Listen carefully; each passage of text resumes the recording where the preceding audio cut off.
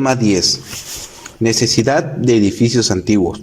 Tercera condición. El distrito ha entremezclado edificios que varían la edad y condición, con buena proporción en casas antiguas. Las ciudades necesitan edificios antiguos, de tal manera que sin ellos es probable que nunca se desarrollen calles y distritos vigorosos. Por edificios antiguos no entiendo esas causas de museo, ni edificios que exceden un claro estado de restauración, aunque son buenos ingredientes, sino una buena cantidad de casas sencillas con poco valor, incluyendo cuantas desvencijadas. Si un área urbana solo tiene edificios nuevos, automáticamente solo puede prosperar en ellas empresas capaces de enfrentar a los altos costes de las nuevas construcciones. Estos altos costes recaudan mediante un alquiler o mediante intereses de la automorización en el capital invertido de la construcción, pagado por un dueño. En cualquier caso, los costes hay que pagarlos. Por esta razón, las empresas no soportan los costes de una nueva construcción, que han de ser capaces de pagar usos de gastos generales relativamente altos en comparación con los requeridos por los edificios antiguos.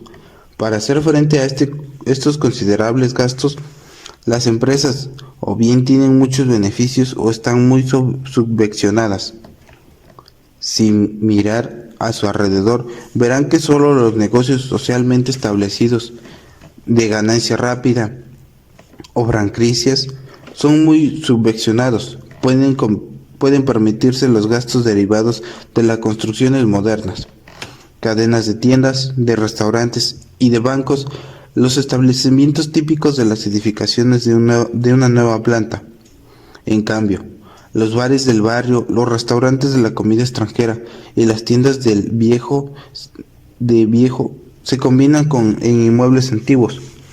Los supermercados y las zapaterías prefieren por lo general lo nuevo, rara vez los libreros y anticuarios. Los museos y los teatros operan fuertemente subvencionados. Suelen afincarse en instalaciones recientes, pero son proveedores informales del arte, estudios, galerías, tiendas, instrumentos musicales y materiales artísticos, las trascendentes que son una silla o una mesa, que discuten durante horas. Todos estos servicios suelen estar en casas antiguas, y por lo que es significativo, cientos de empresas ordinarias, necesarias para la seguridad y la vía pública de las calles y barrios, muy apreciadas por su comodidad y su capacidad personal. Solo salen adelante con éxito a los edificios viejos, pero son masacradas por los altos costes de los nuevos. Por lo que se refiere, ideas relativas nuevas a la clase que sean, no importa lo provechoso o prósperas de algunas de ellas se demuestren ser, no tiene la menor posibilidad de probar ensayo y error, por lo que los edificios nuevos, las viejas ideas pueden materializarse en casas nuevas, pero las ideas nuevas han de refugiarse en las viejas. Incluso las empresas capaces de permitirse las nuevas construcciones necesitan casas antiguas en su vecindad inmediata. De otra manera, formar parte de la acción global de un contexto global económicamente demasiado reducido y por lo tanto demasiado iluminado fundamentalmente para ser animado, interesado y cómodo. Una universidad próspera de cualquier parte de la ciudad significa, ante todo, mezclar y combinar las empresas muy rentables mediante rentables, poco rentables y nada rentables. Un único perjuicio que hace los edificios antiguos a un distrito en la calle que es eventualmente puedan provenir de hecho que todo esté viejo o desvencido o desvacijado, pero el área urbana en esta situación no fracasa porque todo esté viejo, al revés, está vieja porque es un fracaso, por alguna razón o combinación de razones. Todas estas empresas y vecinos son capaces de promover construcciones nuevas. Han fracasado, quizás, en enganchar a personas o empresas lo suficientemente prósperas en operaciones y rentabilidad de edificios antiguos en la construcción de los nuevos. Cuando consiguen un nivel de prosperidad mínimo, esas personas o empresas se van. Han fracasado también en traer nuevos vecinos que no ven oportunidades ni atracción de ella. En algunos casos, este tipo de zona es tan poco fértil desde un punto de vista económico de empresas que prosperan a otros lugares y allí constituirán o reconstruirán su sede. Nunca hace de aquí el dinero suficiente para hacerlo. Un distrito urbano próspero se vuelve a un granero inagotable de lo que construcción se refiere. Año tras año, se reemplazan algunos edificios viejos por unos nuevos y se rehabilita por completo. Al cabo de unos años, el distrito tendrá que una combinación de inmuebles con muchas edades y tipos. Por supuesto, es proceso dinámico en el que el nuevo se mezcle para hacer en tiempo lo viejo de la mezcla. Tratamos una vez con lo que el caso de los usuarios primarios o combinados a los efectos económicos del tiempo, pero en este caso no tratamos de los efectos de horas tras horas durante el día, sino décadas tras décadas durante generaciones. El tiempo conveniente a los altos costes de reconstrucción en una generalidad de las granjas es la siguiente. El tiempo liquida los costes originales y esta depreciación se fija en el rendimiento que exige el edificio. El tiempo obsoleta ciertas estructuras, ciertas iniciativas y así accede a ellas. Un edificio más común hace un siglo es una aberración útil en otro. La necesidad económica de viejos edificios combinados con nuevos no es una rareza racional, con el vertiginoso aumento en los costes de construcción desde la guerra y especialmente en la década de los 50. Evidentemente, la diferencia entre el rendimiento que ha de obtener la mayoría de las construcciones que siguen comprando a los edificios anteriores de la Gran Depresión y es muy grande. Para un local comercial, la diferencia de los costes por metro cuadrado puede llegar del 100 o 200%, aunque edificios más viejos están mejor construidos que los nuevos y aunque los costes de mantenimiento de todos los inmuebles, incluidos los viejos, hayan aumentado. Los edificios viejos eran un elemento necesario para la diversidad urbana en 1920 y también en 1990. Lo seguirían siendo cuando los edificios nuevos de hoy sean viejos.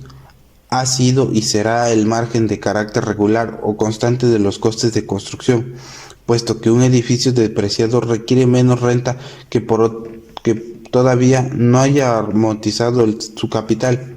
El alza constante de los costes de construcción acentúa la necesidad de los edificios viejos, posiblemente para hacer necesaria una producción mayor de edificios viejos en un total de una calle de un distrito, puesto que al azar de los costes de inmuebles lleva un umbral de éxito financiero requerido para sostener los costes de las nuevas construcciones. Hace unos cuantos años di una charla en el Congreso sobre diseño urbano sobre la necesidad social de diversidad comercial a devolverme mis palabras con las que formé el eslogan, que ciertamente no he inventado. Hay que dejar sitio en la tierra de ultramarinos en la esquina.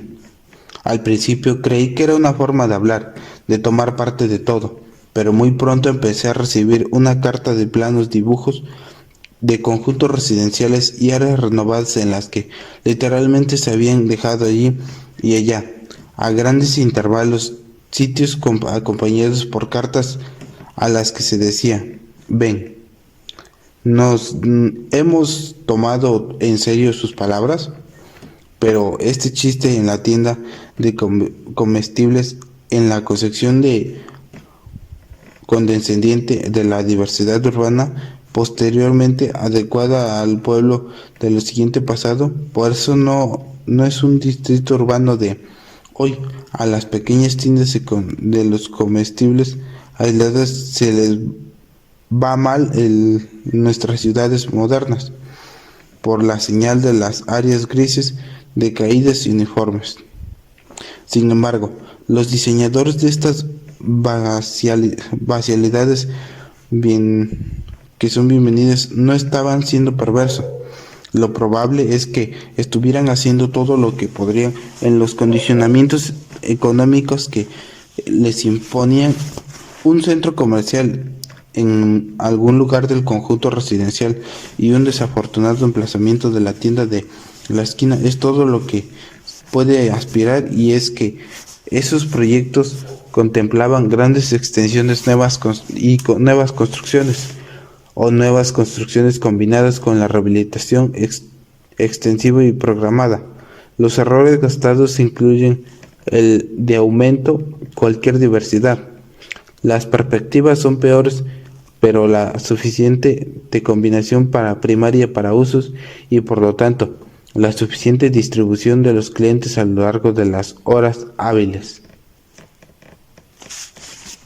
Tampoco las tiendas de comestibles que se constituyen serían esos establecimientos monosímimos de los diseñadores que sueñan. Para hacer frente a los gastos tendrían que ser subvencionadas. ¿Por qué y por quién? Y convertidas en cadenas comunes en un alto rendimiento. Los grandes parches de edificaciones constituidos a la vez son de por sí infecciones para albergar amplias gamas de diversidad cultural, comercial y población. Las ineficaces incluso son para albergar la simple diversidad comercial. Podemos verlo en el lugar de Shutterstown en Nueva York en 1959. Más de 10 años después de iniciar la operación de los 32 escaparates de espacio comercial, 7 estaban vacíos al no trabajar antieconómicamente como almacenes de espacio, anunciando cosas así. Este representaba un desuso del subsidio de un 22% de los locales en la calle. Simultáneamente, en las calles litrófones, desde la mezclava de los locales en los cuales solo 11 estaban vacíos y no trabajaban antieconómicamente, representando un grano de desuso en el subsidio del 7%. En realidad, la disparidad en mayor que estas cifras sugieren por los locales vacíos de las calles viejas eran muy pequeños y que en superficie representaban menos del 7% citado, lo que podemos decir que los citados en los conjuntos residenciales, la zona buena para los negocios en la zona de las edades mezcladas, aunque buena para los clientes, son vecinos de Shutterstown y hay que cruzar arterias de intenso tráfico y peligrosas para llegar allí. Las cadenas de establecimiento y los supermercados han reconocido esta realidad y en lugar de instalarse en los locales vacíos de los conjuntos residenciales, han construido nuevas en otra demarcación. Las edificaciones de igual edad relevadas a ciertas áreas urbanas son protegidas de la amenaza de una eficaz y receptiva potencia comercial. Esta potencia, que no es más ni menos que un monopolio comercial, se considera en los círculos de los progresistas. El plan de reordenar urbanísticamente en Filadelfia impedía mediante la zonificación que los centros comerciales del constructor sufran competición ninguna en todo el distrito. Los urbanistas han elaborado también un plan de comidas para la zona, que significa ofrecer una ocasión monopolista en una cadena de restaurantes en el distrito. No se permitirá la comida de nadie más. El distrito reurbanizado de Hyde Park, Kenwood en Chicago, otorga monopolios a casi todas las ramas comerciales que se concentran en un centro comercial, propiedad de promotor de proyectos, en enormes distritos de construcción de Stuttgart, el promotor más importante de vivienda, al construir parece dispuesto a ir mucho más lejos y eliminar su propia competencia. Los planes originales prevían la construcción de un centro comercial, más una pinceladas de tiendas de primera necesidad. Nuestra vieja amiga, la solitaria tienda de comestibles de la esquina, un economista especializado en centros comerciales, predijo que las tiendas de primera necesidad podrían disminuir el negocio para el centro comercial, que tienen a cubrir unos gastos muy altos. Para protegerlo, se cayeron las tiendas del proyecto. Así es como los rutinarios y monopolistas fardos del sacerdotes de la ciudad se les escasea un comercio planificado. Un monopolio planificado exige éxitos financieros y operaciones ineficaces y estancadas como estas, pero no pueden crear por arte de magia un equivalente a la necesidad urbana, ni de reemplazar ni herir eficacia, ni una inerte eficacia en las ciudades de la combinación de edades y de los gastos diferentes. La edad de los edificios en relación a la utilidad o el atractivo es un factor muy relativo. Nada en un distrito animado es demasiado viejo para no ser elegido por el que tiene posibilidad de elegir o para no determinar reemplazarlo por uno nuevo. Esta utilidad de lo viejo no es un asunto de distinción o encanto arquitectónicos. En Black Oak Yard, en Chicago, llegó a sus casas azotando un incremencias en muchos años, vulgares, desvastijadas y presumiblemente obsoletas para estar desaciados hasta un punto de no traer ahorros y ni instigar préstamos. ¿Por qué? Porque los vecinos de este barrio no lo abandonaron cuando los niveles de ingresos les permitía elegir. Casi ninguno de estos edificios viejos de Grove Village despreciado por las familias de clase media que buscan granjas de distrito animado, ni por los restauranteros que buscan una gallina de los huevos de oro. En un buen distrito, los edificios viejos cesan bien.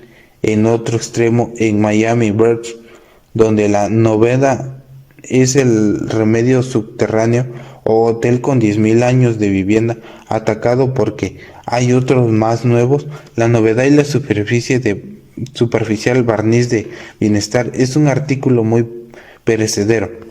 La mayoría de los habitantes y de empresas de la ciudad no necesitan nuevas construcciones. La planta de edificio donde se escribe este libro la ocupa también un gimnasio, al firmar de decoradores de iglesias y un club subterráneo y de reformista del Partido Demócrata, amén, en el club político del Partido Liberal, una sociedad musical, una asociación de acordeonistas, un importador jubilado que vende mate por correo, un individuo que vende papel y que se encarga también de enviar mate a un laboratorio dental, un estudio de acuarelistas y un artesano de joyas para disfraces.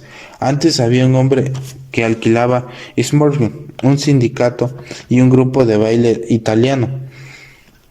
En las nuevas construcciones hay un lugar para nosotros. Lo último que necesitamos es una casa nueva. Lo que necesitamos nosotros y muchos otros son edificios viejos en distritos animados a los que ayudemos a ser todavía más animados. Los edificios residenciales nuevos tampoco son bien incorrompible. Muchas desventajas los acompañan en el valor conferido a ciertas ventajas de los efectos en el que se encuentran según las personas que lo evalúan. Ciertas personas prefieren más espacio por el mismo dinero, igual espacio por menos dinero que el comercio diseñado para menos.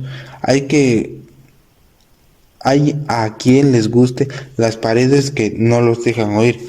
Esta ventaja la procura los edificios viejos, pero no los nuevos apartamentos, que sean viviendas oficiales o que concede $100 en renta al mes por habitación, o viviendas de lujo con $95 al mes por habitación.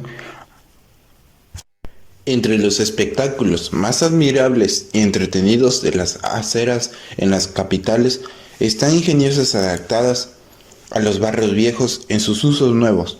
El vestíbulo del ayuntamiento es un municipio convertido en una sala de exposición de objetos artesanales, la caballeriza convertida en vivienda, el sótano del club de migrantes, una cochera de la antigua cervecería en un teatro, un salón de belleza convertido en una planta baja de un dúplex, un almacén en la planta de cocina china, una escuela de baile en una imprenta, el taller de zapato en la iglesia con bonitas ventanas pintadas, las vidrieras de los pobres, una carnicería de restaurante. He aquí diversos tipos de cambios introducidos constantemente en los distritos urbanos con vialidad y respectivos a las necesidades humanas. Consideremos ahora la historia de otro espacio nada rentable, restaurado recientemente por la Asociación de Louisville para las artes, que sirven de teatro, salón de música, galería de arte, biblioteca, bar y restaurante. Empezó su vida albergando a un club, a una biblioteca, bar, restaurante. Empezó con una vida atlético y sobrevivió y se convirtió en una escuela. Después fue una banquería, una escuela de etiquetación, una escuela de virtuosos y danzas, otro club atlético, un estadio de un artista, de nuevo una escuela, herrería, fábrica, almacén y por fin hoy un floreciente centro artístico. ¿Quién hubiera visto que esta sucesión de proyectos y esperanzas solo alguien sin imaginación creería para hacerlo y solo un arrogante querría hacerlo? Esos constantes cambios y permutaciones de los viejos edificios en la ciudad solo pueden llamarse chapuzas, o en sentido más pendiente, más bien, un material crudo estaba en el sentido adecuado, que se ha dado el uso para otras circunstancias, no habría nacido. El chapucero, y es vergonzoso que no como una ileganza de diversidad acerca del enorme conjunto residencial de renta mediante Patcher o Brooks, donde el comercio uniformado y el estilizado son raciones de locales vacíos. Están protegidos contra la competencia no autorizada. Podemos ver un desterrado remotivo sostenido celosamente por los vecinos de Parch, doblado por una esquina de completo de viviendas, apiñadas en una franja de asfalto, tras una gasolinera, unas cuantas, además solo de aparente, los vecinos de conjunto necesitan para sobrevivir una casa de empeños, instrumentos musicales, compraventa de cámaras, un restaurante chino, prendas de salario, etc. ¿Cuántas otras necesidades están aún por cubrir en este barrio? Lo que necesita es convenientemente un academismo cuando la combinación de edificios de distintas edades se sostienen por un rigor mortis, de la cual la construcción de la misma edad, con su hiriente ineficacia, consiste necesariamente en formas de proteccionismo. Las ciudades necesitan una mezcla de viejos edificios para cultivar las combinaciones diversas primarias y secundarias. En particular, necesita edificios viejos para incubar nueva diversidad primaria. Si la inecuación tiene un éxito suficiente, puede aumentar, como suele a menudo, el rendimiento de los muebles. Greg Clark refiere que esto puede observarse ya, por ejemplo, en el mercado de nuestros zapatos de Louisville. Los alquileres eran bajísimos, pero el mercado empezó a atraer compradores. Nos dicen por una tienda de los 6 o 12 metros que pagaba un 20 o $50 al mes. Solo ha subido a un 60 o un 65. Muchos negocios han de lograr convertirse en activos importantes, empezando pobres y pequeños, y con el tiempo se puede permitir hacia el frente de los gastos derivados de la rehabilitación de una nueva construcción. Pero este proceso no tendrá lugar sin que el espacio del bajo rendimiento del lugar idóneo sea, para empezar, las áreas en que haya cultivar mejores combinaciones de diversidad primaria.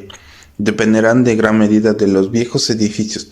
especial en los primeros refuerzos por catalizar la diversidad del señor Brooklyn de Nueva York, quien conseguir cultivando la gran cantidad de diversidad en un alto de atracción y animación que necesita, ha de aprovechar al máximo desde el punto de vista económico.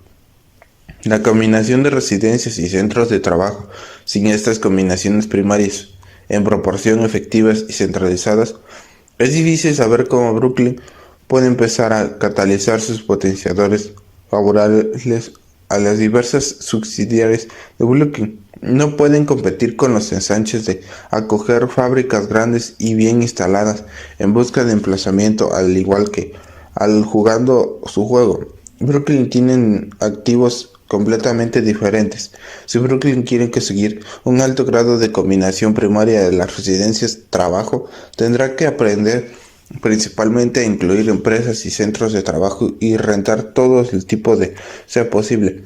Mientras más tengas, tendrá que combinarlas un centralizadores de problemas residenciales suficientemente altas en manzanas pequeñas para sacar el máximo provecho de su presencia. Cuando mayor sea, más sólidamente albergará el uso de trabajo, pero para incubar estos usos de trabajo, Brooklyn necesita edificios viejos para cumplir las tareas. Brooklyn era un gran incubador. Cada año el número de industrias y centros de trabajo que abandonado Brooklyn es mayor en las que van a instalar allí, y sin embargo el número de factores de Brooklyn aumenta constantemente. Una tesis de 3 estudiantes de Pearl Institute de Brooklyn explica bastante bien esta paradoja. El secreto es que Brooklyn es una incubadora de industria. Constantemente se montan pequeños negocios, un par de operarios calificados e instalan a una trasera de un garaje, cansados de trabajar para otro. Prosperar y crecerán. El garaje les resultó pequeño y se mudarán a un local de alquiler. Con el tiempo admirarán un inmueble. Cuando les quede pequeño y tengan que construirse uno, se mudarán a Queens o Nueva Jersey. Pero, entre tanto, habrá empezado en Brooklyn 20, 30 o 50 negocios nuevos de industria. ¿Por qué se marchan cuando construyen ellos mismos por parte de Brooklyn? Ofrecen poquísimas atracciones, salvo que por las necesidades de las nuevas industrias recién montadas, edificios viejos y proximidad a la amplia gama de otras especialidades y planificación de las necesidades del trabajo.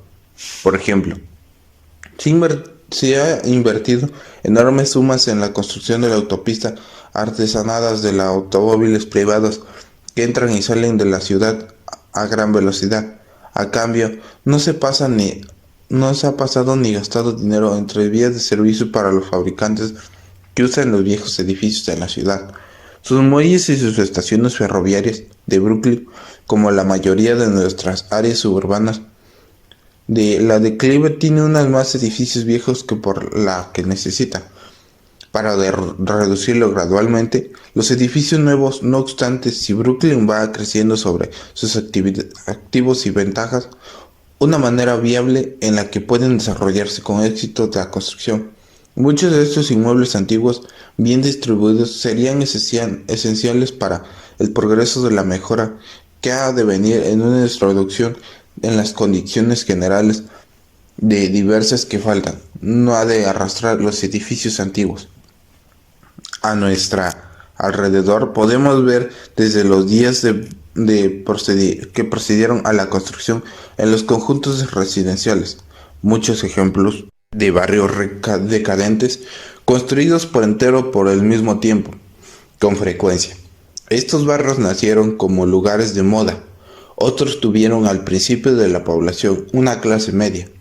En todas las ciudades hay este tipo de barrios, homogéneos desde el punto de vista físico. Por lo general, estos barrios han estado en desventaja a la hora de generar diversidad. No podemos culpar por su propio poder estabilizador y de su estanciamiento a un error más obvio, y de haber sido así, constituidos al mismo tiempo. Sin embargo, es una de las desventajas y desgraciadamente sus efectos pueden persistir mucho tiempo después de que los edificios hayan envejecido por una área totalmente nueva. No ofrecemos posibilidades económicas a la diversidad urbana. Por eso, estas y otras causas, la vecindad queda marcada en el castigo de la monotonía. Se convierte en un lugar para abandonar. Cuando los inmuebles envejecen, su único tributo urbano útil es de bajo valor, lo que no basta. Los barrios construidos una vez cambian poco físicamente. Con el paso de los años, por regla general, los procesos que cambios y físicos suelen ser para peor. Gradual deterioro aparentemente alterador de usos nuevos miserables aquí y allá. Los vecinos miran estas primeras y aterradoras diferencias que consideran como prueba y quizás alrededor de unas diferencias y las coincidencias como pruebas y quizás como causas de cambio drástico.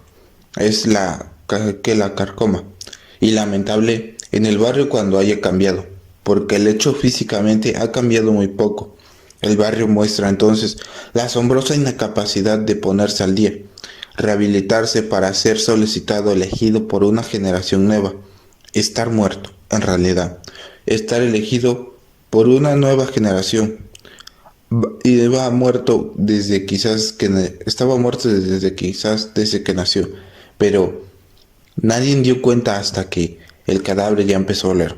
Finalmente, tras repentinas exhortaciones de lucha contra la calcorma, se toma la decisión de que lo mejor es barrerlo todo. Comienza un ciclo nuevo. Tal vez algunos edificios viejos queden sin que se puedan rehabilitar de acuerdo con los niveles económicos de los puntos nuevos. Ya tenemos otro cadáver. No huele todavía, pero está muerto. Es incapaz que otros reajusten constantes y las adaptaciones y presentaciones que forman los procesos vitales. No hay otra razón para que se les repita necesariamente si este ciclo de corrupción o designación, si examinamos en una zona para ver cuáles son las otras tres condiciones generales de la diversidad, falta y corregimos esta cacería, algunos de estos viejos edificios podrían derribarse. Se añadirían nuevas calles, se elevarían a un nivel de concentración humana y serían sitios de nuevos usos primarios, tanto privados como públicos. Pero se conservarían un cierto número de inmuebles antiguos, que se convertirían en algo más que vestigios del pasado, a una prueba del fracaso procedente. Serían el refugio necesario y valioso para el distrito de la amplia gama de diversidad de actividades de media, baja o antigua rehabilitación. El valor económico de los edificios en una planta es desplazable a las ciudades. El reemplazo gastado a más dinero de la construcción, pero el valor económico de los edificios viejos que irrehabilitablemente placen de la voluntad, lo crean del tiempo. Este requisito económico de diversidad, los barrios a una ciudad vital solo pueden heredarlo y después mantenerlo a lo largo de los años. Punto. Siglos es probable que todos los que han reflexionado sobre las ciudades hayan observado que hay cierta conexión entre personas y las especialidades que puedan sostener. Los observadores redescubren esta relación constantemente en nuevas ocasiones y lugares. Así, por ejemplo, en 1959, John Denton, profesor de Economía de la Universidad de Arizona, tras estudiar los ensanches americanos y las ciudades satélite británicas, llegó a la conclusión de que estos lugares dependían de la existencia de accesos rápidos a la ciudad para proteger sus oportunidades culturales. En la carencia de una densidad de población lo suficientemente grande como para sostener servicios culturales, el señor Denton dijo que la descentralización producía una dispersión tal de la población, que la única demanda económica eficaz que podía existir en los ensanches era la de la mayoría. Tanto Johnson como el profesor Denton se referían a los efectos económicos derivados de la presencia de grandes cifras de población, pero no de una población que se suma indefinidamente en ralas aglomeraciones esparcidas. Hacían hincapié en que lo más importante era el mayor o menor grado de concentración humana. Compraban los efectos de lo que llamamos altas y bajas densidades. Esta relación de la construcción o alta densidad y el equipamiento y otras clases de diversidad se entiende muy bien cuando se explica a los centros urbanos. Todo el mundo se da cuenta de que en los centros urbanos se concentran masas importantes de población. También saben que en caso contrario no serían centros urbanos, no tendrían mucha diversidad. Pero se tiene muy poco en cuenta esta relación entre concentración y diversidad. Los distritos urbanos de uso principalmente residencial y la vivienda forman una gran parte de la mayoría de los distritos urbanos. Los que viven en un distrito es una buena porción de la gente que usa las calles, parques y negocios del lugar. Sin la ayuda de la concentración de las personas que viven en él, pocas comodidades o diversidad puede haber donde vive la gente y donde se requiere. Por supuesto, las viviendas de un distrito, como cualquier otro uso del suelo, necesitan el complemento de otros usos para que los usuarios de las calles se distribuyan bien a lo largo del día.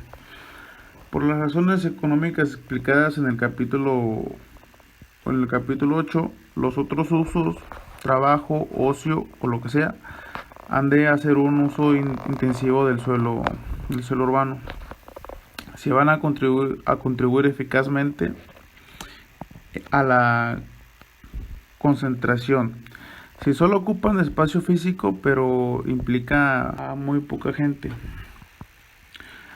harán poco o no harán nada por la adversidad y la animación. Creo que no es necesario insistir en este punto.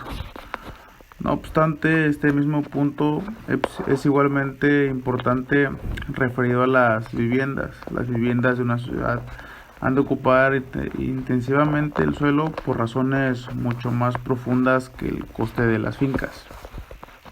Por otra parte, eso no significa que todo el mundo pueda o deba ser instalado en bloques de apartamentos con ascensor o en otro tipo de vivienda. Este tipo de solución mata la diversidad al obstruir sus demás direcciones.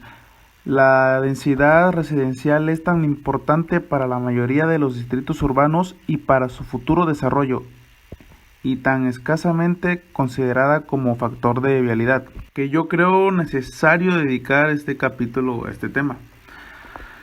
Para la teoría de la vivienda y la urbanística ortodoxa, las altas densidades residenciales tienen mala prensa.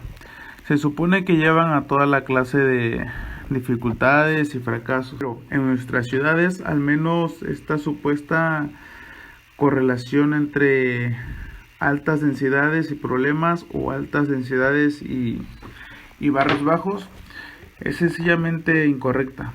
¿Cómo puede ver quién se moleste en mirar ciudades reales? Veamos algunas ilustraciones al respecto. En San Francisco, el distrito con mayor densidad de viviendas y mayor índice de suelo residencial cubierto por edificios, es el North Beach High. Se trata de un distrito muy popular que se rehabilitó espontánea y concienzudamente en los años que siguieron a la Gran Depresión y a la Segunda Guerra Mundial. Por otra parte, el mayor barrio bajo de San Francisco es un distrito llamado Western Addition. Tiene una densidad de unidades vivienda considerablemente inferior a la del North Beach, inferior también a Rosenheim, aún de moda, y North High. En Filadelfia, Rittenhouse Square es el único distrito que ha mejorado espontáneamente y que también ha expandido sus contornos, y el único área interior urbana que se ha salvado de todo proyecto de reordenación y limpieza. Tiene la densidad de viviendas más altas de Filadelfia.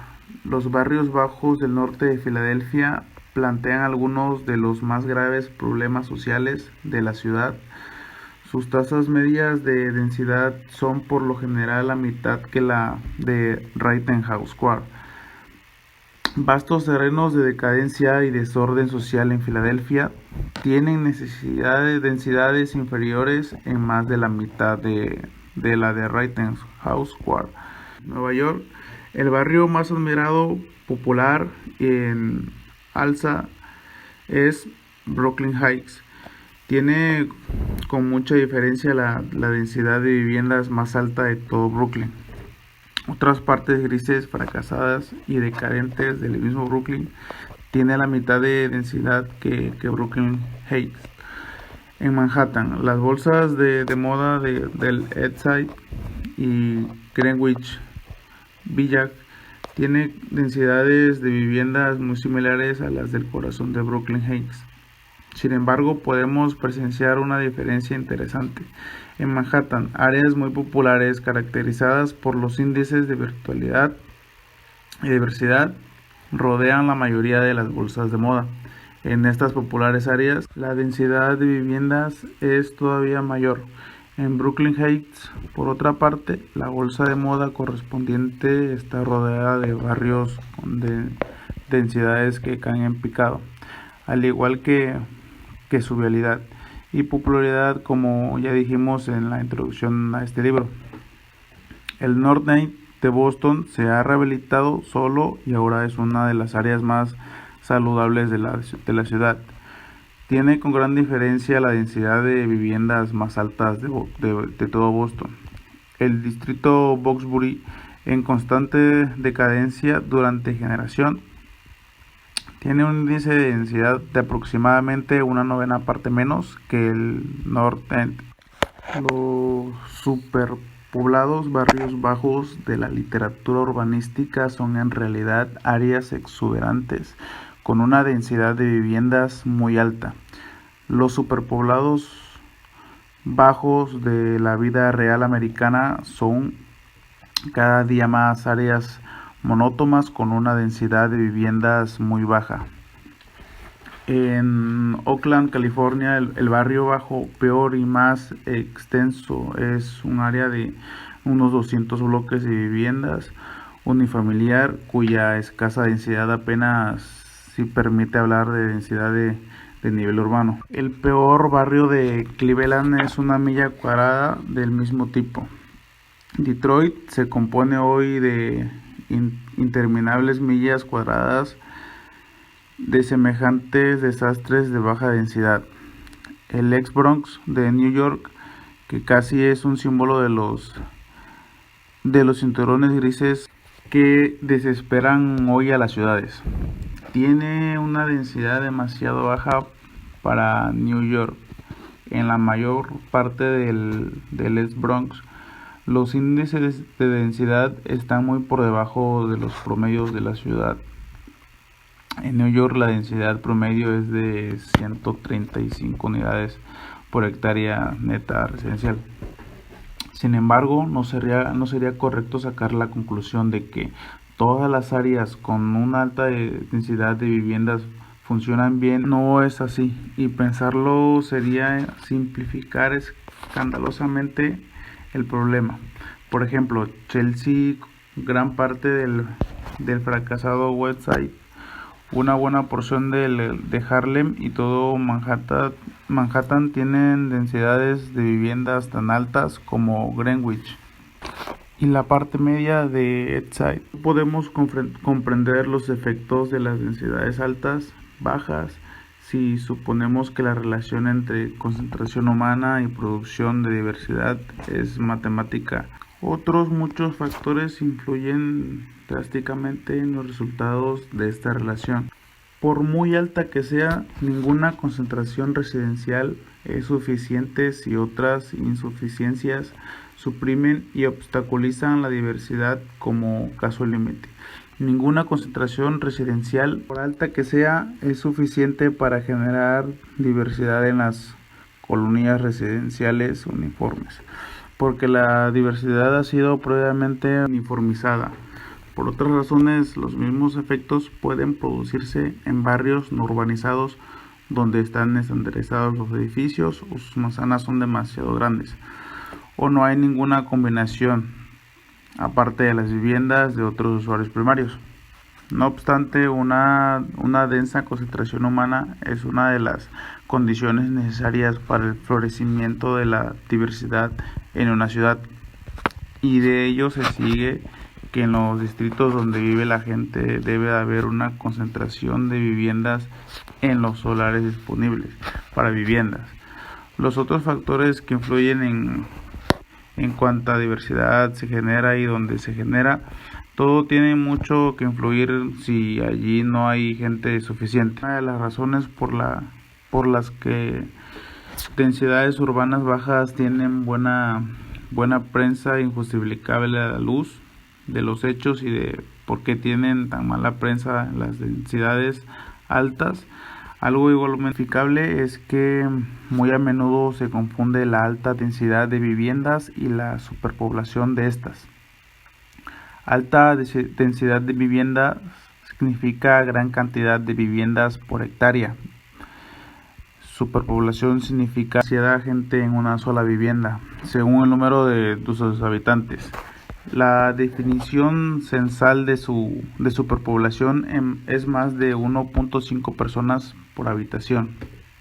Esto no tiene nada que ver con el número de viviendas por unidad de espacio.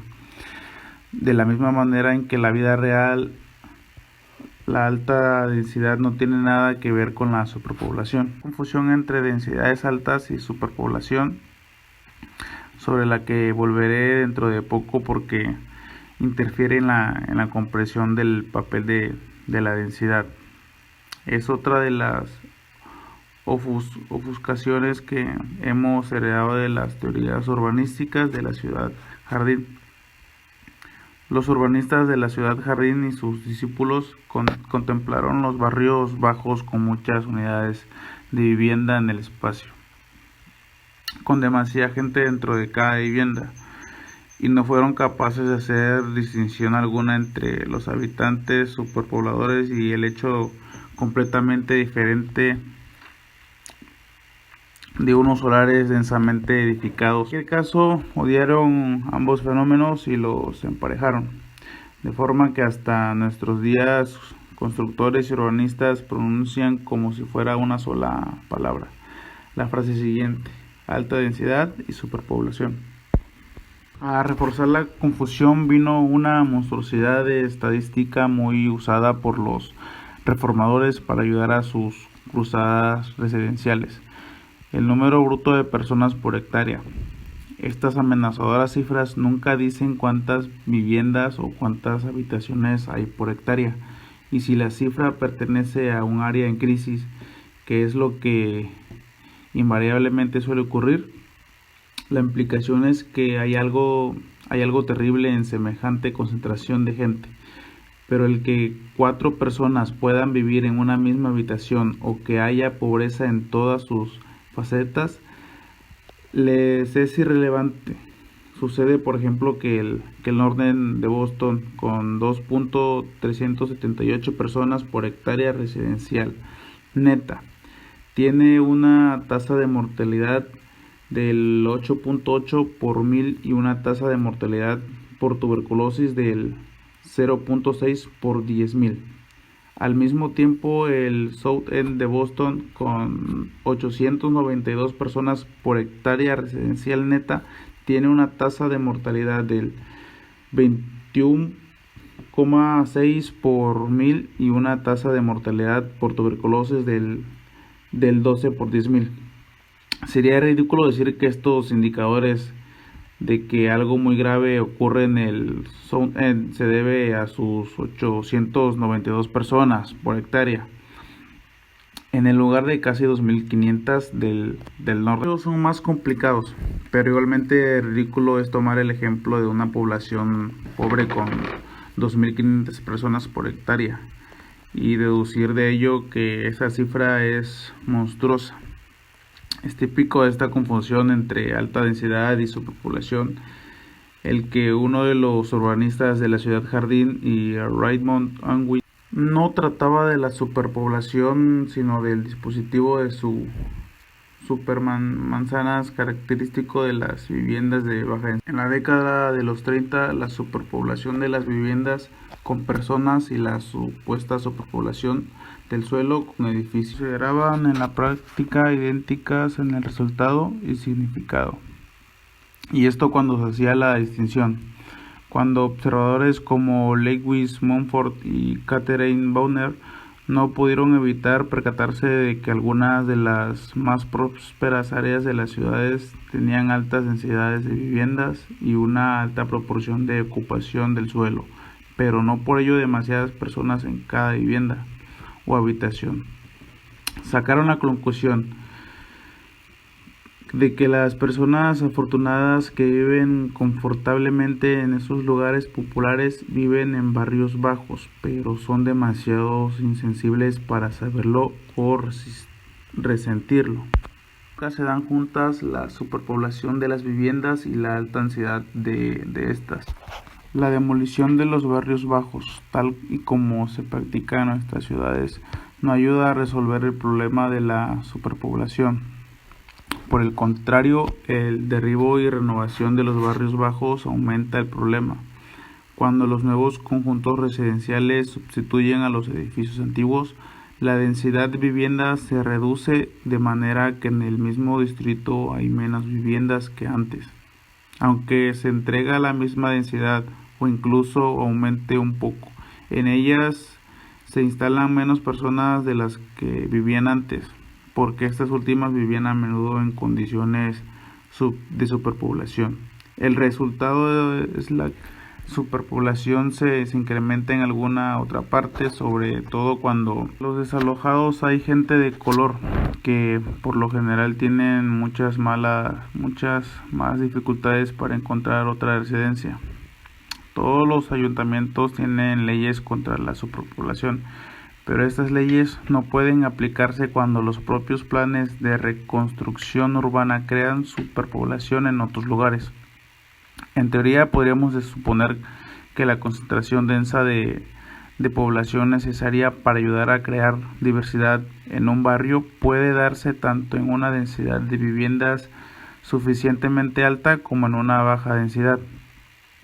El número de personas en un área determinada podría ser el mismo, pero en la vida real los resultados son diferentes, dándose el caso de suficiente gente en suficientes viviendas. Puede generarse diversidad en la gente, puede desarrollar adhesión y lealtad a su combinación vecinal. Una fuerza destructiva interna, la superpoblación de viviendas con demasiada gente por habitación, esperando a contrapelo cuando hay suficientes viviendas para suficientes personas. La diversidad y sus atracciones se combinan con condiciones tolerables de vida. Así más gente con posibilidad de elegir querrá quedarse. En nuestro país, la superpoblación de una vivienda o de una habitación es una de las muchas desmoralizadoras y enojosas consecuencias de ser pobre o víctima de discriminación residencial, o ambas cosas. Ciertamente una superpoblación con baja densidad puede ser aún más deprimente y destructiva que una superpoblación con alta densidad, puesto que con densidad baja hay menos vida pública como diversión y escape, y como medio para combatir políticamente la injusticia y el olvido. Todo el mundo odia la superpoblación, particularmente quien la sufre. Casi nadie se echa por elección, pero la gente sí elige vivir en barrios de alta densidad. Los barrios superpoblados con alta o baja densidad son normalmente barrios que no funcionaron cuando personas con posibilidades de elección. Esas personas se marcharon. Los barrios que se han descongestionado con el tiempo o que se han mantenido así durante generaciones suelen ser barrios que funcionan y que se conservan la lealtad de las personas con posibilidades de elección. Los inmensos cinturones grises que rodean nuestras grandes ciudades con una densidad relativamente baja, en proceso de declive y de abandono o superpoblación. Son señales significativas del fracaso característico de las densidades bajas en las grandes capitales. Las densidades son demasiado bajas o son demasiado altas cuando frustran la diversidad urbana en lugar de estimularla. Este fallo de ejecución es el porqué de si son muy altas o muy bajas. Deberíamos considerar las densidades igual que mirarnos las calorías y las vitaminas. Las cantidades son adecuadas según cómo funcionen y lo adecuado es distinto según los casos.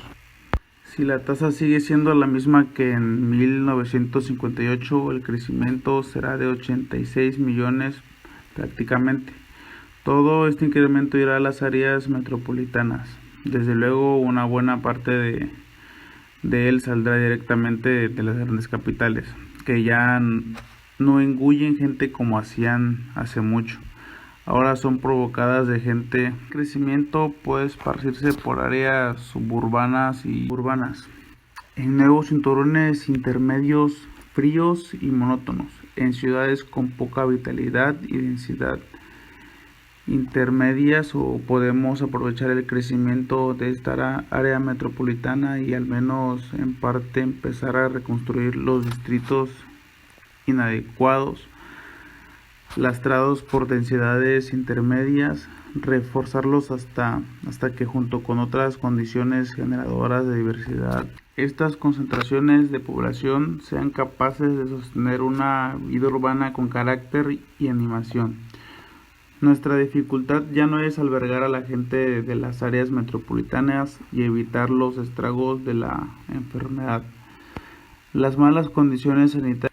La solución no puede consistir en vanos intentos de proyectar municipios o pequeñas ciudades nuevas y autosuficientes dentro de regiones metropolitanas.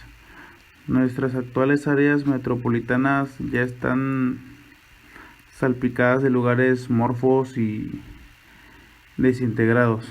En otro tiempo, municipios o ciudades pequeñas relativamente autosuficientes e integrados. El día en que fueron absorbidos por el tejido económico de un área metropolitana con sus multiplicidad de opciones de centros de trabajo, recreo y comercios, empezaron a perder su integridad y su relativa autonomía en lo social, cultural y económico. No se puede tener todo. La economía metropolitana del siglo XX combinada con la vida de las pequeñas ciudades del siglo XXI, puesto que nos enfrentamos a poblaciones metropolitanas y de grandes capitales, que cada día son más grandes. Nuestra tarea es desarrollar inteligentemente un tipo de vida genuinamente urbano y acrecentar el vigor económico urbano. Es absurdo negar que el hecho de que nosotros los americanos somos un pueblo urbano que vive en una economía urbana. Sin embargo, la razón no gobierna el mundo y tampoco gobierna aquí. El irracional dogma de que áreas saludables como el norte de Boston con su alta densidad deban ser barrios bajos o malos a causa de su alta densidad no hubiera sido aceptado por los modernos urbanistas, como ha ocurrido si no hubiera dos maneras fundamentalmente diferentes de considerar la cuestión de la gente en concentraciones densas, y si estas dos maneras no fueran en el fondo emocionales, que la gente se agrupe con concentraciones y de dimensiones y densidad propias de grandes capitales. Se considera automáticamente un mal, aunque necesario. Es una suposición generalizada. Los seres humanos son encantadores en números pequeños y nocivos en grandes cantidades. Según este punto de vista, las concentraciones humanas deben ser disimuladas por cualquier medio, reduciendo su número en la medida de lo posible y también reduciendo a espejismos tales como los prados suburbanos. La placidez de las pequeñas ciudades. de donde se sigue que la exuberante variedad inherente a las grandes cantidades de gente muy concentrada ha de esconderse, manejarse o estrujarse hasta convertirse en una variedad más manejable y reducida o a la homogeneidad propia de las poblaciones pequeñas, resultando que se ha de esperar y aislar todo lo decente y tranquilamente que se pueda a esas confundidas criaturas como polluelos en una granja. Por otra parte, que la gente se agrupe en concentraciones de dimensiones y densidad urbanas puede considerarse algo positivo, deseable porque es la fuente de una inmensa vitalidad y porque representa en un ámbito geográfico pequeño una enorme y exuberante riqueza de diferencias y posibilidades, muchas de las cuales son únicas e imprensibles y por eso más valiosas aún. Según este punto de vista, resulta que la presencia de grandes cantidades de personas reunidas en las ciudades no ha de ser aceptada como un hecho físico. Se la ha de considerar como un gran activo y como tal celebrarse elevando a su concentración allí donde sea necesario para mayor florecimiento de la vida urbana y aspirado preferentemente a una vida pública de calle visiblemente animada que acomode y estimule económica y visualmente toda la variedad que nos sea posible. Sistemas de pensamiento, por muy objetivos que se pretendan, subyace una base emocional y unos valores. El desarrollo del urbanismo moderno y la reforma del hábitat se han basado emocionalmente en una pegajosa resistencia a aceptar como algo deseable la concentración de gente en ciudades. Esta emoción negativa ha contribuido a asesinar intelectualmente el urbanismo. Nada bueno para las ciudades o para su diseño, planificación, economía o población puede venir de la suposición emocional de que las aglomeraciones urbanas densas son per se algo indeseable. La tarea es promover la vida urbana de los ciudadanos alojados en concentraciones lo bastante densas y diversas como para ofrecerles una sólida oportunidad de desarrollar una vida urbana. 12. Algunos mitos sobre la diversidad. Los usos mezclados son feos, producen atascos de tráfico, atraen usos perniciosos. Estos son algunos de los zumbidos que provocan que las ciudades combatan su diversidad. Estas creencias moldean las reglas de la zonificación. Han contribuido también a racionalizar la rehabilitación urbana hasta que la han esterilizado, regimentado y vaciado de todo contenido. Obstaculizan un urbanismo que pudiera estimular deliberadamente la diversidad espontánea, proporcionando las condiciones necesarias para su crecimiento. Mezclas complejas de usos diferentes no son una forma del caos, por el contrario, son una expresión de un orden complejo y altamente desarrollado. En nuestro libro, todo se dirige a mostrar cómo funciona este complejo orden de sus combinados. Sin embargo, aun cuando las combinaciones intrincadas de edificios, usos y escenarios son necesarios para el éxito de un distrito urbano, podemos preguntarnos, ¿la diversidad comparta también las desventajas de la falda, de los usos perniciosos y de los atascos convenientemente atribuidas a ellas por la literatura y tradiciones urbanísticas? Estas supuestas desventajas se basan en imágenes de distritos fracasados, con poca y no mucha diversidad. Evocan visiones de áreas residenciales monótonas y ruidosas, salpicadas con una poca empresas miserables y polvorientas. Evoca visiones de uso del suelo de muy bajo valor, como venta de coches usados y vertederos. Evocan visiones de comercios chabacanos, bravucón e impenitente. Pero ninguna de estas condiciones es propia de una diversidad urbana floreciente. Por el contrario, presentan precisamente la senilidad que se bate sobre los barrios urbanos, en los que la diversidad exuberante no consiguió desarrollarse o ha muerto con el tiempo. Son los que se le sucede a las áreas semiurbanas absorbidas por las ciudades, que han fracasado a la hora de crecer y comportarse económicamente, como logrados distritos urbanos.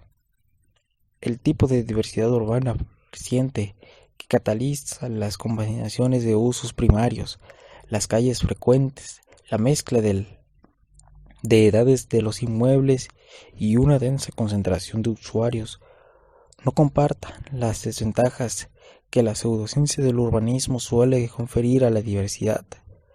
Me propongo mostrar ahora por qué no las comparta y por qué estas desventajas son fantasías que, con toda la fantasía tomada en serio, obstaculizan el manejo de la realidad. Consideremos en primer lugar la creencia en que la diversidad es fea. Cualquier cosa mal hecha parece fea, por supuesto. Pero estas creencias implican algo más. Implica que la diversidad urbana de usos es inherentemente caótica a su apariencia. Y también implica que los lugares marcados por la homogeneidad lucen mejor, o en todo caso son más manejables para un tratamiento estético que los haga apreciables y ordenados. Pero en la vida real, la homogeneidad o una íntima semejanza entre uso plantea de hecho problemas estéticos desconcertantes. Si la similitud de usos se muestra como lo que realmente es, similitud, parece monótona. Superficialmente, esta monotonía podría considerarse una especie de orden, si bien aburrido, pero estéticamente también comparta, por desgracia, una grave desorden, el desorden de no tener dirección. En un lugar marcado por la monotonía y la repetición de la similitud, uno se mueve, pero no parece llegar a ninguna parte. El norte es igual que el sur, el este al oeste. Algunas veces el norte, el sur, el este y el oeste son iguales, como cuando nos encontramos en los terrenos de un gran conjunto residencial. Para orientarnos necesitamos muchas diferencias que apunten a distintas direcciones. Los escenarios que continúan similaridad carecen de usos, anuncios naturales, de direcciones y movimiento, o son muy escasos y son muy confusos. Es una forma de caos. Este tipo de monotonía se considera en general demasiado opresiva para que sea un ideal a realizarse para nadie, salvo que a algunos urbanistas y los promotores inmobiliarios más rutinarios, donde los usos son de hecho homogéneos, encontramos que se han creado diferentes deliberadas entre los edificios. Pero estas diferencias forzadas plantean también dificultades estéticas. Como en los edificios y en sus desplazamientos faltan las diferencias específicas, las que se derivan de los usos genuinamente diferentes. Las deliberadas como representan el deseo de parecer diferentes. En 1952, Douglas Haskell, director de Architecture Forum, describió algunas de las manifestaciones más escandalosas de este fenómeno, como la expresión arquitectura Google. La arquitectura Google, entonces en todo su esplendor, se podía ver en los largos de los negocios esencialmente homogéneos y estandarizados a lo largo de las carreteras, puestos de perritos calientes con forma de salchicha, puestos de helados con forma de helados, etc. Son obvios ejemplos de similitud intentando, por medio del exhibicionismo, parecer únicos y diferentes en los comercios vecinos similares. El señor Haskell señala que la misma intención de parecer especial, a pesar de no ser especial, esperaba en construcciones más sofisticadas, con tejados, escaleras, colores, signos y cualquier otras cosas extravagantes. Recientemente el señor Haskell ha observado que empieza a aparecer similares síntomas de exhibicionismo en establecimientos en principios dignos. Y así es, en edificios de oficinas, centros comerciales, centros cívicos, terminales de aeropuerto, etc. Heinrich Raskin, profesor de arquitectura de la Universidad de Columbia, comenta este mismo tema en un ensayo titulado Sobre la variedad, publicado en el número del verano de 1960 de Columbia University Forum, la auténtica variedad arquitectónica. indica Raskin, que consiste en emplear diferentes colores o texturas. ¿Consiste acaso, se pregunta, en emplear formas contrastadas? Nos ilustrará el tema una vista a uno de los grandes centros comerciales, el Cross Country Shopping Center, en el condado de Westchester de Nueva York. Nos conviene a la mente, pero elijan el suyo. A fuerza de losetas, torres, círculos y escaleras voladizas de todas partes, el resultado tiene la horrorosa monotonía de las torturas del infierno. Te pinchan con distintos instrumentos, pero todo duele. Cuando pongamos por casos, construiremos un área comercial en la que todo, o prácticamente todo, se dedica a ganarse la vida. Edificios o áreas residenciales en los que todo el mundo está sumido en el ámbito doméstico, o un área comercial dedicada al trueque de dinero por artículos. En una palabra, o donde el modelo de actividad urbana contiene todo un elemento, es imposible que la arquitectura logre una variedad convincente. El diseñador puede variar el color, la textura y la forma, hasta que sus lápices se retumban, y probar así de una vez más que el arte es el único medio en el que no se puede mentir con éxito. Cuanta mayor homogeneidad de usos hay en la calle o en un barrio, más fuerte es la tentación de ser distinto de la única manera que queda de ser distinto. El Wilshire Boulevard de Los Ángeles es un ejemplo continuo de ejercicio de distinción superficialmente forzada durante kilómetros de edificios de oficinas forzosamente monótonas. Pero Los Ángeles no es la única ciudad que nos obsequia con constantes panorámicas. San Francisco, con todo su desprecio por estas cosas típicas de Los Ángeles, tiene el mismo aspecto en sus nuevos centros comerciales y urbanizaciones de las afueras, y por las mismas razones, el Euclid Avenue de Cleveland, que muchos critican, antes considerada una de las más hermosas avenidas americanas, en aquel tiempo era una avenida suburbana con amplias y bonitas casas, en unos terrenos espaciosos y muy bellos. Ha sufrido ahora las justas críticas de Richard R. Miller de Architectural Forum, que la considera una de las calles más feas y desorganizadas.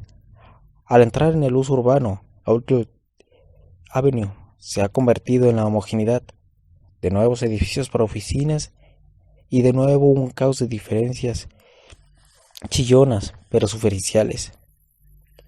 La homogeneidad de sus usos plantea un ineludible dilema estético.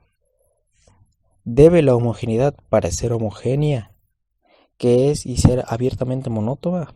¿O deberá intentar no parecer tan homogénea y buscar la vistosa pero absurda y caótica diferencia? Con el atuendo urbano, pero es el viejo y ya familiar problema estético de la zonificación de áreas suburbanas homogéneas. ¿Zonificamos para exigir una apariencia conformada o zonificamos para exhibir la similaridad? En el segundo caso, ¿dónde se traza la línea antes del diseño demasiado divergente? Cuando un área urbana es funcionalmente homogénea en sus usos, se vuelve también un dilema estético para la ciudad, de formas más intensas en que las afueras, porque es en la escena urbana. Los edificios son los más dominantes. En un dilema es ridículo y no tiene una respuesta apropiada.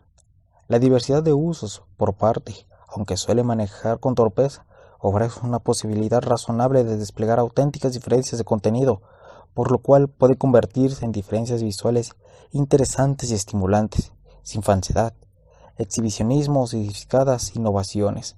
La Quinta Avenida de Nueva York, entre las calles 40 y 59, es tremendamente diversa en sus tiendas de diversos tamaños, bancos, oficinas, iglesias e instituciones de todo tipo. Su arquitectura expresa esas diferencias de uso, diferencias incrementadas por la variación en la edad de los edificios, la técnica y los gustos de cada época. Pero la Quinta Avenida, a pesar de todo esto, no parece desorganizada, fragmentada o dispersa. Los contrastes y diferencias arquitectónicas de la Quinta Avenida proceden principalmente de diferencias de contenido. Son contrastantes y diferencias naturales y sensatas. El conjunto se mantiene muy bien, sin ser tampoco monótono. El nuevo tramo del Park Avenue de Nueva York, con sus nuevas oficinas, está muchísimo más estelarizado en su contenido que la Quinta Avenida de Park Avenue. Tiene la ventaja de contener entre sus nuevos inmuebles para oficina algunas obras maestras de diseño moderno, pero ayuda a la homogeneidad de uso o de edad estéticamente a Park Avenue. Al contrario, los bloques de oficinas de Park Avenue presentan una apariencia terriblemente desorganizada y su efecto final, a diferencia de la Quinta Avenida, es uno de un caos arquitectónico rayado en lo aburrido. Hay muchos ejemplos de diversidad urbana que incluyen el uso residencial y resulta bien. Rittenhouse Square en Filadelfia, Telegraph Highway en San Francisco y algunas partes del North End en Boston son algunos ejemplos de esto. Los conjuntos pequeños de edificios residenciales pueden ser similares e incluso idénticos, sin dar por ello la sensación de monotonía, siempre que el conjunto no ocupe más que una manzana corta de la calle y no se repita inmediatamente. En este caos, vemos el grupo de edificios como una unidad que difiere en contenido y apariencia del uso y de las viviendas contiguas. Algunas veces la diversidad de uso combinada con la diversidad de la edad es capaz incluso de eliminar la maldición de la monotonía en manzanas demasiado largas, de nuevo sin necesidad de exhibicionismo, puesto que existen reales diferencias de contenido. Un ejemplo de este tipo de diversidad en la calle 11 entre la Quinta y la Sexta Avenida de Nueva York. Una calle admirada por su dignidad e interés para pasear. Al sur tiene yendo hacia el este una casa de apartamento de 14 plantas, una iglesia, 7 casas de 3 pisos, un inmueble de 5 plantas, una casa con apartamentos de 9, otra de 5, 13 casas de 4, una casa de apartamento de 9, 5 casas de 4, un restaurante y un bar a pie de calle, otras cosas de apartamentos de 5 pisos, un pequeño cementerio y una casa de apartamentos de 6 plantas con un restaurante en la planta baja.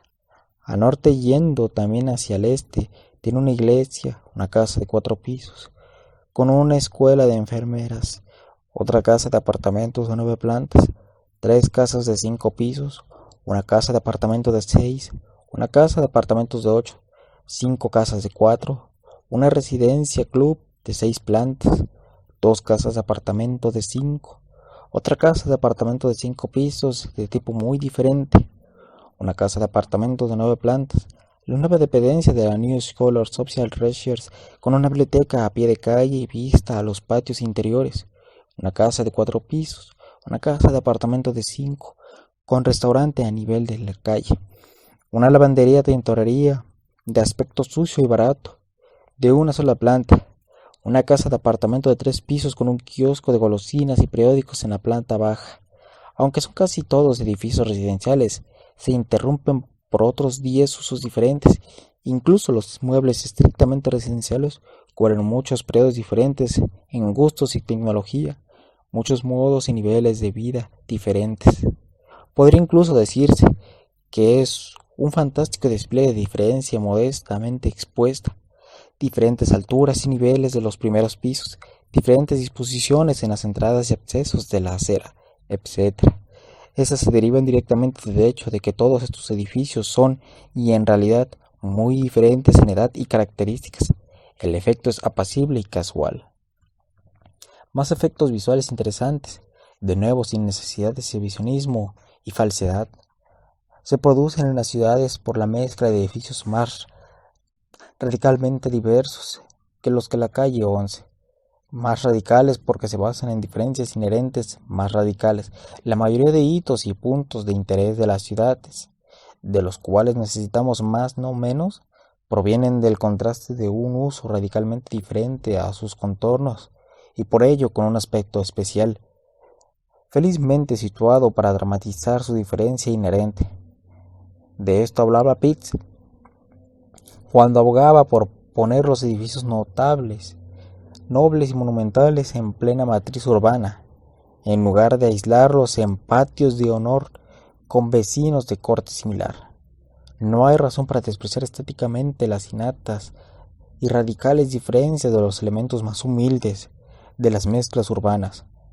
También ellos procuran las delicadas del contraste y movimiento, y la dirección y sin superciliedades forzadas, talleres mezclados con residencias, edificios industriales, la galería de arte conjunto de un mezclado de pescado, la pretenciosa tienda gourmet del otro lado de la ciudad que contrasta y coexiste pacíficamente con un robusto bar frecuentado por inmigrantes irlandeses en busca de empleo. Cuando dice que tanta razón Raskin, la generalidad de diferencias en la arquitectura de una ciudad que expresan los tejidos de la vida humana están llenos de personas haciendo cosas diferentes, con diferentes motivos y diferentes finales.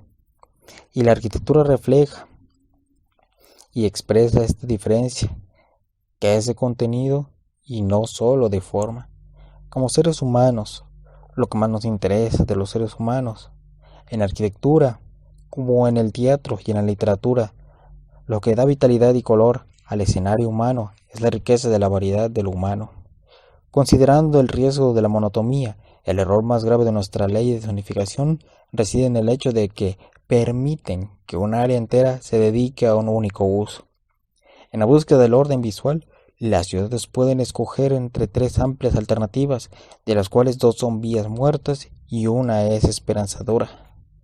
Pueden aspirar a áreas de homogeneidad que parezcan homogéneas, un resultado deprimente y desorientadores. Pueden buscar áreas de homogeneidad que intenten no parecer homogéneas y como resultado tendrán vulgaridad y deshonestidad. O pueden esforzarse por crear áreas de gran diversidad y así, expresando diferentes reales, obtener resultados que en el peor de los casos son simplemente interesantes y en el mejor de los casos realmente placenteros.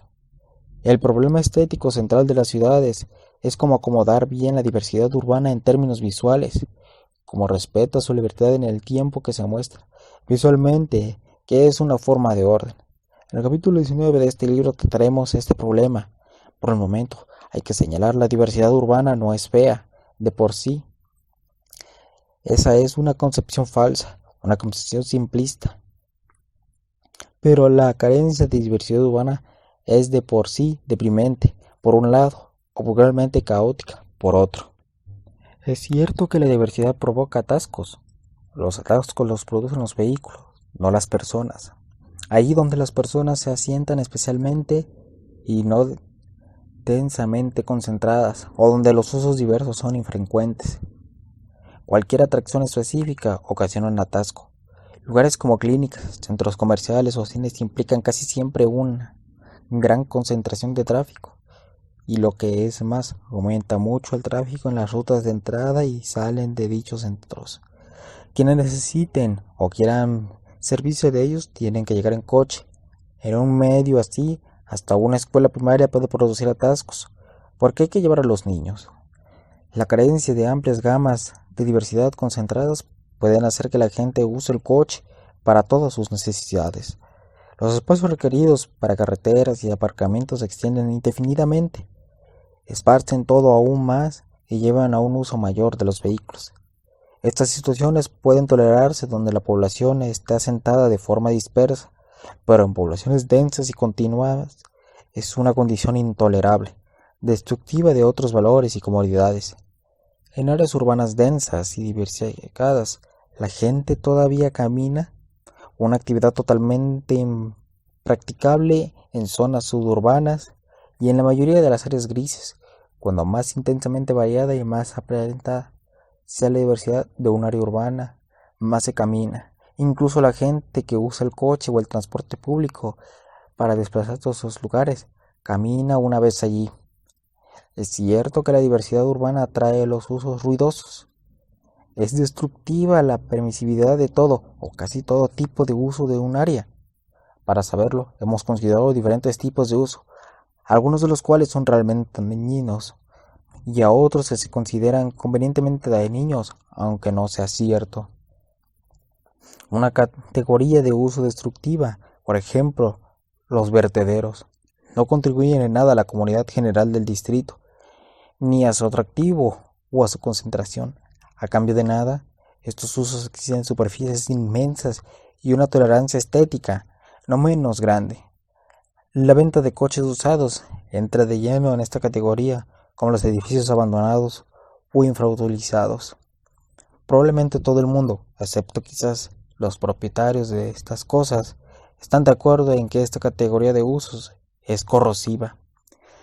Pero de lo dicho no se exige de los vertederos y las similaridades sean amenazadas que acompañan la diversidad urbana. Los distritos logrados nunca tienen vertederos, pero no son logrados por eso. Al revés, no tienen vertederos porque son distritos logrados.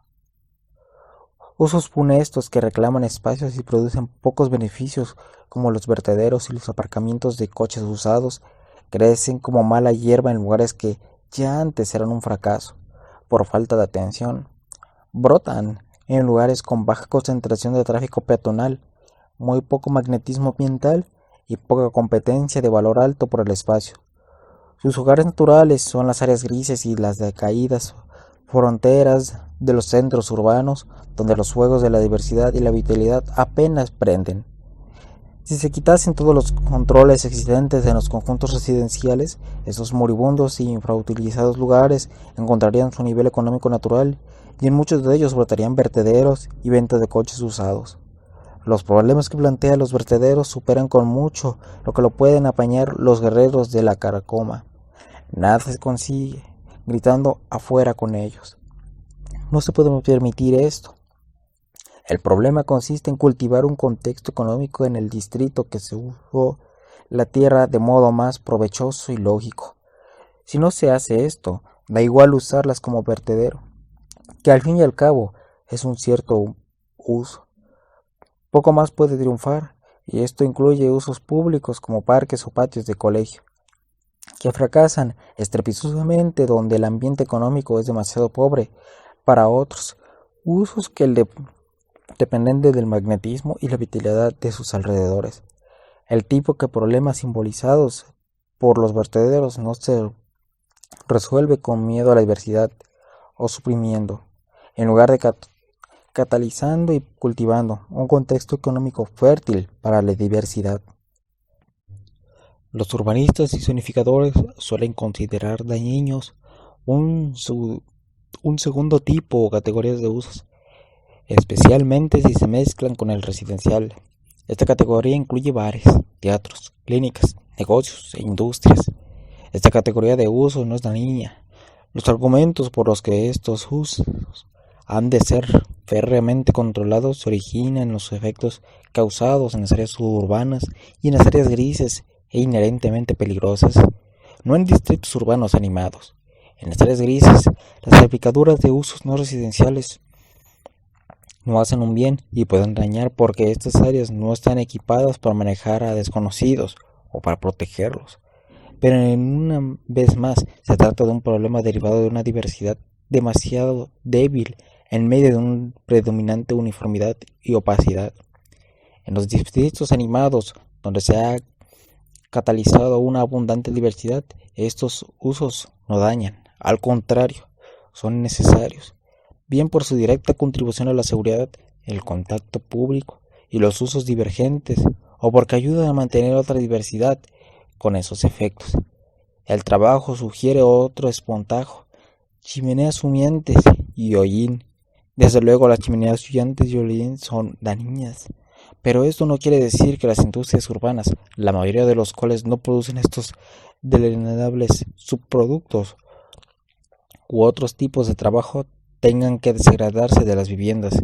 Ciertamente la idea de combatir el humo y el hollín mediante zonificaciones y calificaciones del terreno es ridícula. El aire no conduce los límites zonales. Las regulaciones dirigidas específicamente al humo y al hollín se tienen sentido. Entre los urbanistas, la planificadores, la maldición de la tierra era de antaño la fábrica de cola. ¿Querrá usted una fábrica de cola en su barrio? No sé decirles por qué una fábrica de cola. Posiblemente pienso, la cola entonces eran señales de caballos muertos y pescados podridos, y las referencias aseguraría que la gente decente se estremecería y dejará de pensar. Antes había, por cierto, una fábrica de cola cerca de donde vivimos nosotros, Era un edificio de ladrillo, pequeño y atractivo, uno de los lugares de aspecto más aseados del barrio. En la actualidad, la fábrica de cola ha sido sustituida por otro hombre de saco, la funeraria, que se pasea como supremo ejemplo de los horrores que se cuelan en los barrios y carecen de un estrecho control sobre su uso. No obstante, las funerarias o los salones funerarios, como los llamamos en la ciudad, no parecen que hagan mucho daño. Es posible que en un barrio urbano vivo y diversificado, en medio de la vida, el recuerdo de la muerte no sea el masazo que pueda ser en las calles de una menguante área suburbana. Es curioso, quienes postulan rígidos controles de uso que tan firmemente suponen a la muerte en las ciudades, parecen oponerse con una firme semejanza al estallido de la vida en la ciudad. Una de las manzanas de Greenwich Village, que espontáneamente aumentó su atractivo interés y valor icónico, resulta que también una funeraria desde hace años. Algo que aceptar es objetivo, que su presencia no ha disuadido a las familias que han invertido su dinero en la rehabilitación de las casas de la calle, ni a los hombres de negocios que han invertido dinero para abrir o remodelar sus sedes allí, ni al constructor que ha levantado un bloque de apartamentos de renta alta. La extraña idea de la muerte debe ser una parte insospechada e innombrable en la vida de una ciudad. Se batió en Boston. Hace un siglo, cuando los beneficiarios de la ciudad agobaban por la eliminación de los viejos y diminutos cementerios de las iglesias del centro urbano de la ciudad, un bostoniano llamado Thomas Bridgman ganó la discusión diciendo: el lugar donde enterramos a los muertos, si tienen alguna influencia, es por el lado de la virtud y de la religión. Su voz es una perpetua discriminación de la locura y el pecado.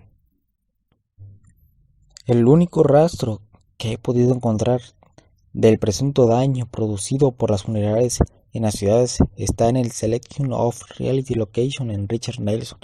Nelson demuestra estadísticamente que los visitantes de una funeraria no suelen contemplar su desplazamiento en otras compras. Por ello, no hay una ventaja adicional en alquilar conjuntos a una funeraria. En los barrios con diferentes niveles de ingresos bajos de las grandes capitales, como el East Harlem de Nueva York, las funerarias pueden, y a menudo así lo hacen, operar como fuerza positiva y constructiva. Ello se debe a que una funeraria presupone un enterrador. Los enterradores, como los farmacéuticos, abogados, dentistas y sacerdotes, representan en esos barrios cualidades como la dignidad, la honrada y el discernimiento. Son personajes públicos muy conocidos, activos en la vida cívica local, muchas veces entran en política. Como tantas otras nociones de la urbanística ortodoxa, el presunto daño ocasionado por determinados usos se han aceptado sin que a nadie pregunte ¿por qué es dañino? ¿Cómo y a qué daña? Dudo que muchos que haya ningún uso económico legal y alguno ilegal capaz de perjudicar un distrito urbano tanto como la carencia de una diversidad abundante. Ninguna forma especial de carcoma urbana es tan devastadora como la gran carcoma humana de la monotonía. Dicho esto, pasaré a referirme a una última categoría de usos que, si no se controla su desplazamiento, es perjudicial para los distritos urbanos con una abundante diversidad. Se cuenta con los dedos de una mano aparcamientos, almacenes de grandes camiones, gasolineras, anuncios exteriores gigantescos y negocios de niños. No por la naturaleza de su actividad, sino porque sus dimensiones son desproporcionadas para algunas calles. Estos 5 usos, a diferencia de los vertederos, pueden ser lo bastante rentables como para permitirles y buscar espacios en áreas vitales y diversificadas, pero al mismo tiempo actúan como agentes de desolación. Visualmente desorganizadas, las calles y son tan dominantes que resulta difícil y a veces imposible que un orden opuesto a ellos, ya sea en uso o en apariencia callejera, dejen gran recuerdo. Los efectos visuales de 4 primeros problemas citados están muy vistos y pensados. Los propios usos son el problema debido al tipo de uso que son. Sin embargo, el quinto uso es diferente, pues el problema es el tamaño y no el tipo de uso en cuestión. En algunas calles, un ocupante desproporcionalmente grande es un agente de desintegración y desolación, aunque ese mismo tipo uso a aquella escala no dañina, sino es un activo. Por ejemplo, muchas calles residenciales acogen junto a sus viviendas toda clase de usos comerciales y de trabajo, y esos se encajan bien, siempre que sus frontal no ocupen más espacio que, digamos, una residencia habitual. Literal y figuradamente el uso encaja. La calle tiene un carácter visual consistente, ordenado a la vez que variopinto. Pero en una calle así, un uso que abruptamente se apodera de un gran trozo de fachada parece que hace explotar la calle en 1000 pedazos. No tiene nada que ver con el uso. En el sentido de la zonificación, confiere al término. Un restaurante o un snack, una frutería, una abanicería o una imprenta, por ejemplo, son usos muy adecuados para estas calles. Ahora bien, la misma categoría de usos, una gran cafetería, un supermercado, una gran fábrica de maderas o un rotativo puede producir estragos visuales y a veces auditivos también, por sus dimensiones diferentes. Estas calles necesitan controles para defenderse de la ruina que una diversidad consentida demasiado deliberadamente podrían acarrearles. Pero no son controles sobre las categorías de usos, sino controles sobre la proporción de fachada que se les permite usar. Se trata de un problema tan obvio y tan generalizado en las ciudades que pudiera pensarse que su solución es una prioridad para la teoría de la zonificación. Sin embargo, la teoría ni siquiera se hace eco de la existencia del problema. Cuando escribo esto, la Comisión Urbana del Ayuntamiento de Nueva York acaba de celebrar una serie de sesiones públicas sobre una nueva, progresista y actualizada zonificación. Se han invitado a las organizaciones interesadas y a los particulares de la ciudad a que estudien, entre otras cosas, las categorías de zonificación propuestas, entre las que se están comprendidas las calles, para que sugieran cambios de una categoría a otra si les parece oportuno. Hay varias docenas de categorías de uso, diferentes entre sí muy cuidadosas y reflexivamente, y todas irreverentes para los problemas de uso de la vida real de los distintos distritos urbanos. ¿Qué se puede recomendar cuando la teoría subyacente a esas decisiones parcelarias y no simplemente sus detalles requieren una radical reconsideración y replanteamiento? Esta triste circunstancia ha dado lugar a muchas sesiones de estrategias realmente ridículas. Por ejemplo, entre los organizadores de cívicas de Greenwich Village, muchos tramos residenciales de calles populares y animadas contienen combinaciones y racimos de pequeños establecimientos.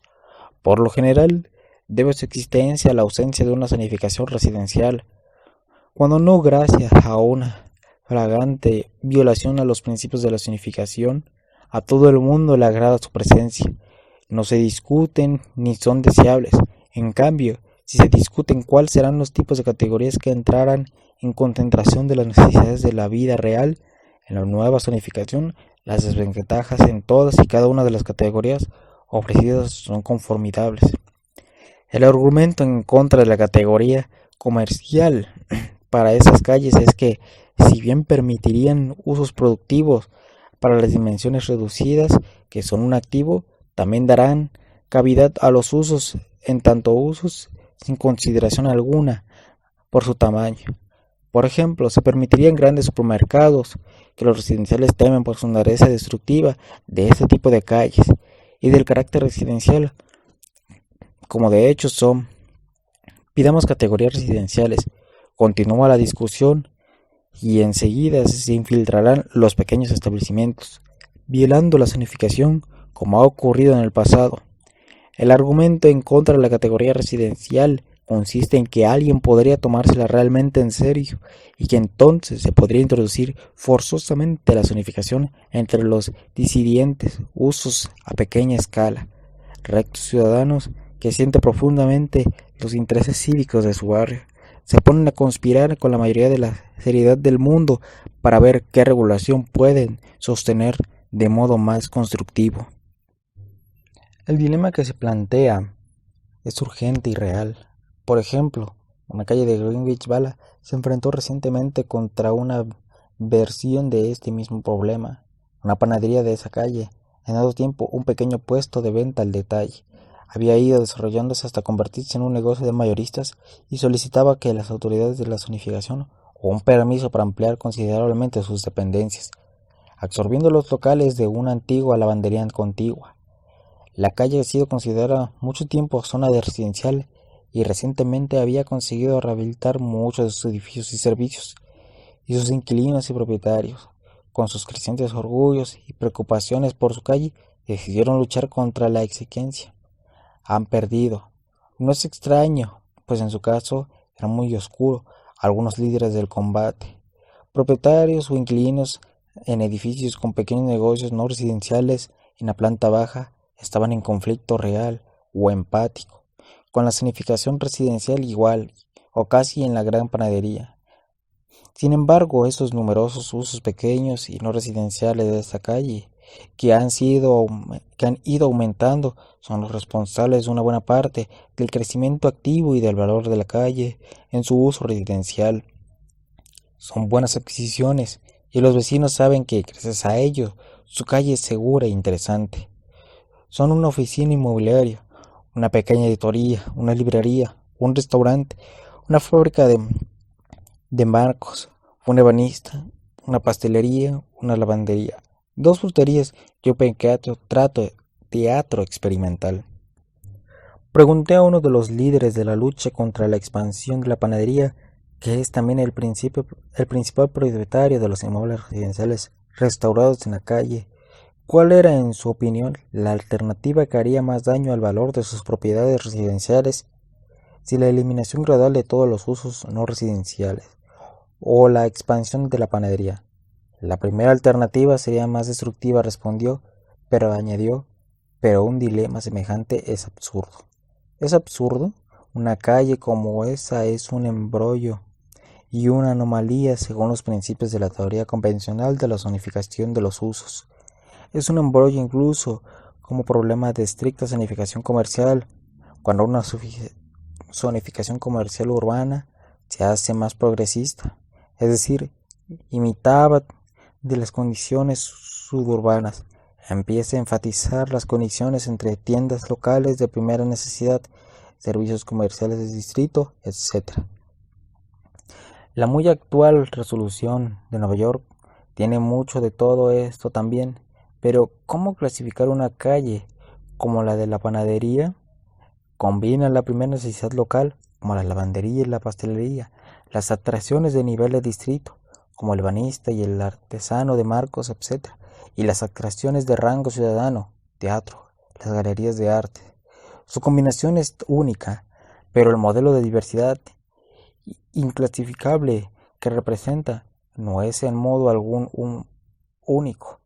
Todas las áreas urbanas diversificadas y animadas, llenas de vitalidad y sorpresas, existen en mundos muy distintos a los del comercio suburbano. No todas las calles de una ciudad precisan en modo alguno regular la escala de sus proporciones de fachada. Muchas calles, especialmente en las que dominan los edificios grandes y anchos para usos residenciales o cualquier otro tipo, o ambos, pueden contener empresas con amplios frentes en la calle y mezcladas con estas industrias y empresas más pequeñas, sin que por ello se provoque su desintegración, ni se les sobrecargue funcionalmente con su uso único. La Quinta Avenida tiene este tipo de combinaciones de grandes y pequeñas dimensiones, pero las calles que necesitan las zonificaciones de las dimensiones de los edificios y usos que se instalan en ellas, las necesitan con urgencia, no porque sí mismas, sino porque la presencia de la calle, con un carácter consistente, añade diversidad al escenario urbano general. En sus ensayos sobre la variedad, Raskin sugería que lo peor que la zonificación es que permite la monotonía. A mi juicio, esto es correcto. Es posible que En orden de importancia, el segundo gran peligro es la ignora de la escala de uso, con lo importante que es esta consideración, o la confunde con el tipo de uso, lo que lo conduce, por una parte, a la desintegración visual de las calles y algunas veces a su desintegración funcional, y otra, a indiscriminados intentos de aislar y segregar los diferentes tipos de usos sin tomar en consideración sus dimensiones y efectos empíricos. Se suprime innecesariamente la diversidad, no una limitada manifestación de esta, desafortunada, si en algunos lugares. Por supuesto, las áreas urbanas con una gran diversidad floreciente generan usos extraños e impredecibles y escenas peculiares, pero esto no es una conveniencia de la diversidad en lo que tiene que ser, hace que suceda de unas misiones de la ciudad. Paul Getili, profesor de la tecnología de Harvard, observa: por su propia naturaleza, la metrópoli prevé algo de que, por otro modo, solo podría observarse mediante los viajes, a saber lo extraño, puesto que lo extraño suscita muchas preguntas y mina la tradición familiar, sirve para elevar la razón de su significado último. La mejor prueba de esto está en los esfuerzos que hace todos los regímenes autoritarios por mantener a sus súbditos apartados de lo extraño. La gran ciudad se corta en láminas, y cada uno se observa y purifica e iguala. El misterio de lo extraño y la racionalidad crítica de los hombres se arrancan ambos de la ciudad. Esta es una idea familiar para los que aprecian y disfrutan las ciudades, aunque se suele expresar de modo más ligero. Kate Simmons, autora de New York Plays and Preachers, viene a decir prácticamente lo mismo cuando sugiere: lleve sus niños al restaurante Gran, donde se toparán con gente a lo que probablemente nunca más volverán a ver y quizás nunca olvidarán. La propia existencia de las populares guías urbanas, con sus énfasis en el descubrimiento, la curiosidad y los diferentes, son una ilustración del argumento del profesor Tillich. Las ciudades son capaces de proveer algo que para uno solamente porque, y solo en el caso de que así sea, ha sido creadas para cada uno.